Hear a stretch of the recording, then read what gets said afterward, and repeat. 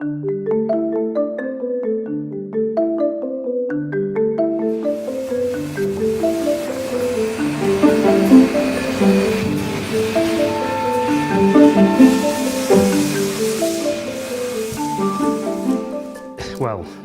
my name's Owen Hardesty. I live in Barnoldswick.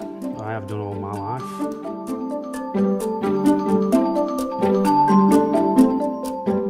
Started working at Hope early 1990. I was actually a centre lathe turner. Back then there were with no CNCs or anything. During that early first month of starting, I actually bought myself a mountain bike. I already rode motorcycles in trials and I just felt the brakes were totally inadequate compared to what they could be. So I basically, in my spare time, I just designed a mechanical disc brake, which actually this is the very one that I did. The hubs came from the fact that we was making a disc brake. It made sense to have our own hub to mount our own disc, so that's where basically the Hope hub started.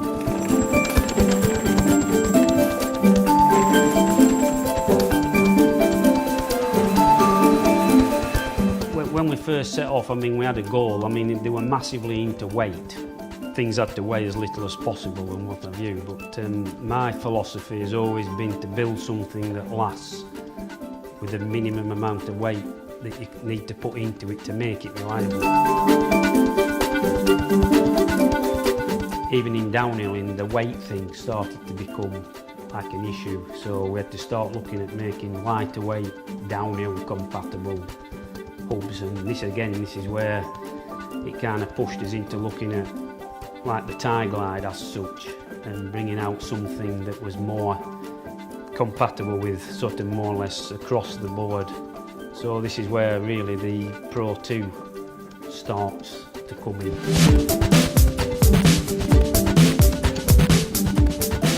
We've gone down the forging route again, just like with the cranks. We get a lot stronger part because of the grain structure. And also the forging itself is actually quite close to the finished part. So even though there's quite a bit of waste, there's still a massive amount of time saved during the machining and production process. We'll come in the morning and we'll fill up the table on the robot, fill up the gantries, and then we'll run one off, make sure it's all correct, all the lengths are fine, and then we'll then set the machine going in fully automatic and it'll run all day. We'll keep checking them throughout.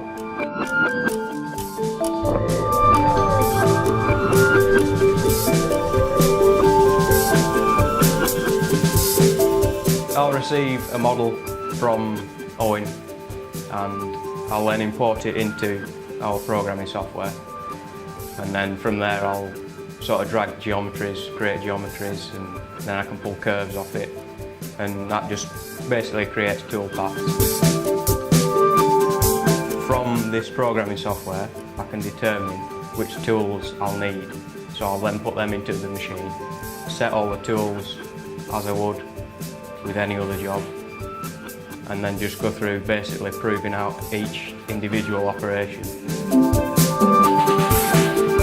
Yeah, so even though the machines that we're using aren't actually new, we've had to adapt them because the forgings change ever so slightly in diameter.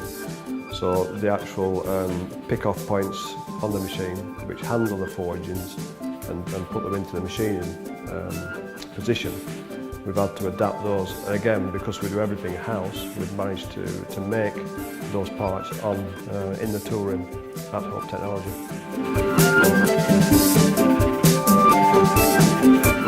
Another advantage of developing a part, evolving a part from a current one, it gives a good chance to look at actually the machine inside as well. So even though the machines are existing, there's been big improvements in the cutting tools available.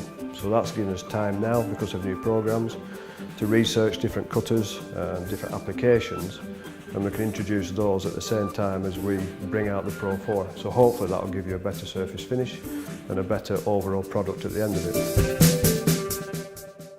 it was about 5 years of the Pro 2. We then needed to look at pushing the boundaries a little bit further, and that's when the Evo came out, which was a 17mm axle right through with a 12mm hole right through, so we could fit all rear ends just by changing the end spaces. That was another key.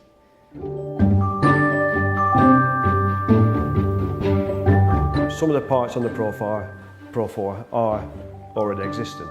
One major change obviously is the cassette of the barrel itself, with the bigger ratchet.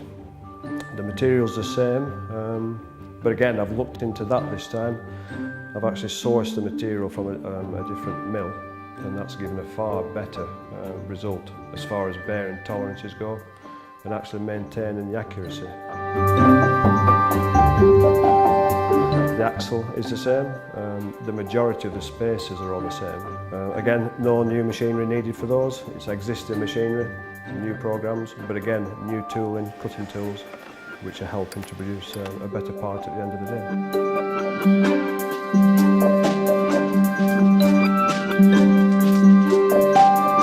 You can make a quiet hub, reduce the tension on the springs, and you end up with a quiet hub, but our trademark is noisy hubs, isn't it?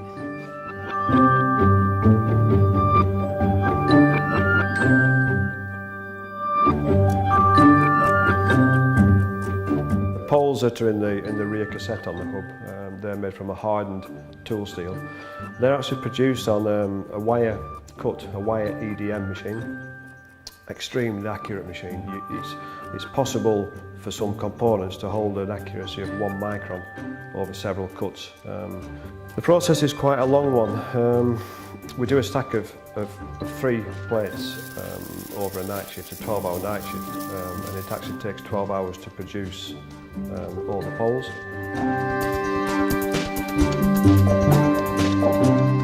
We don't want to ever risk a slip, so we make sure that that pole flicks in as fast as possible, which is basically where your noise comes from. The plates are hardened before they're cut, so that as soon as the part comes off the machine, it's given a quick rumble to take away the sharpness on the edges, and it's ready to use.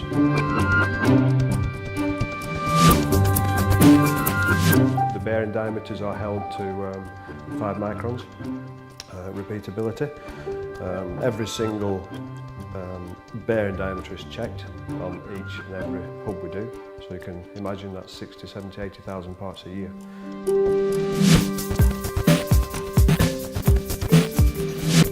It was a case of look at it again, where can we go to make it an improved hub. You know, I mean, it was pretty sorted with Pro 2 Evo, to be fair. So it's like, well, what do you do to make it better?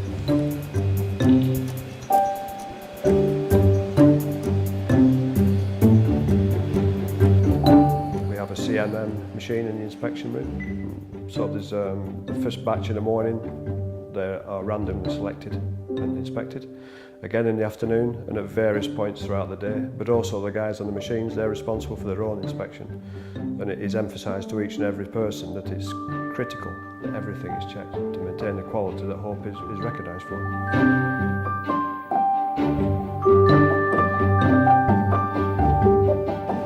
100% inspection on spindles. On this particular one, there's 4 different diameters, 3 lengths, and the radio will run out. There's 2 programs. One of them checks every single thing on there, but because every spindle goes through this machine, we just run a quicker program which measures the more important one.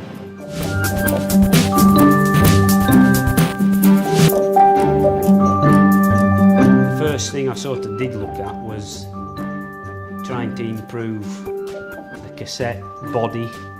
We've reduced the amount of bearings in there down to 2, which meant increasing the inner one in diameter, which then led to that then kind of has a knock-on effect to the pole carrier, then it has a knock-on effect to the ratchet, that has a knock-on effect to the hub body. So we finished up just by changing really one thing. We've had to change almost everything.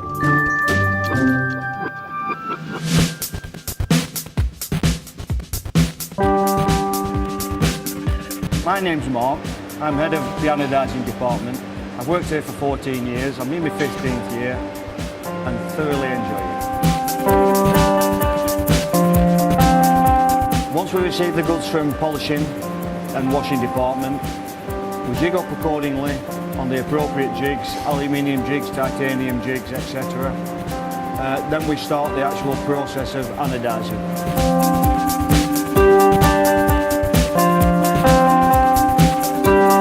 First of all, they go through a cleaning process, which takes 5 to 10 minutes, and then they dip straight into the anodising tank, the electrolyte fluid. Put a positive current through them, electric current, which can last for approximately between 12 minutes to 40 minutes, sometimes 60 minutes, depending on the material. What happens there is the current attracts the acid right onto the component and builds up a porous film around it. So once we rinse off the acid, when it's finished anodising, you have this porous film which absorbs the dye. As long as you manage the tanks and keep them nice and clean, they'll always come out looking quite good.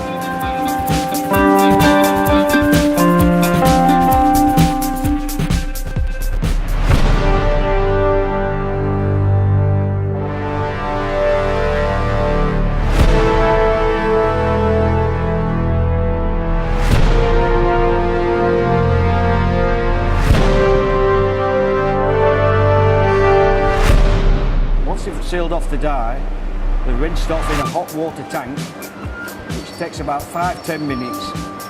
That hardens the film so that you can handle the goods, the components, without leaving any fingerprints or anything like that.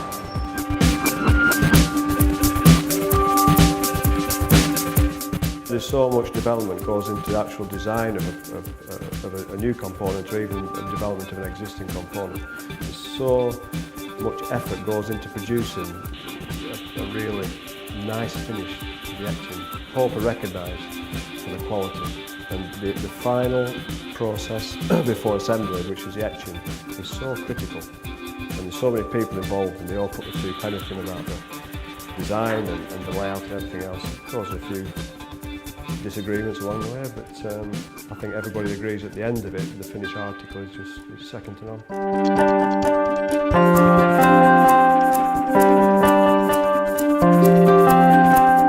To put the bigger bearing in, we've had to grow. The pole carrier has had to get bigger, which means the ratchets have to get bigger.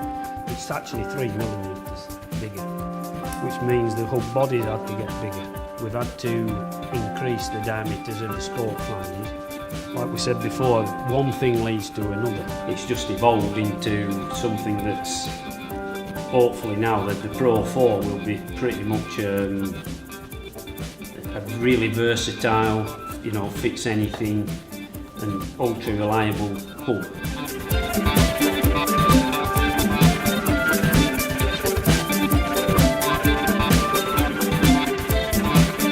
You know, it's not massive changes, but they're all improvements, so that's why we've done it, really.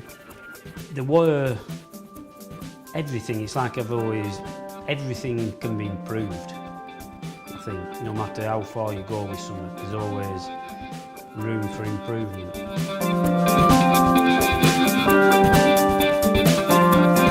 So we want somebody to buy one of our hubs, and I want it to last them 5 years. You know, they shouldn't need another hub until a new hub comes out, because we can't make massive numbers of something. You know, we sell everything we make, and I dare say we could go bigger, but we don't want to get any bigger. I think we're right with the size we are now. You know.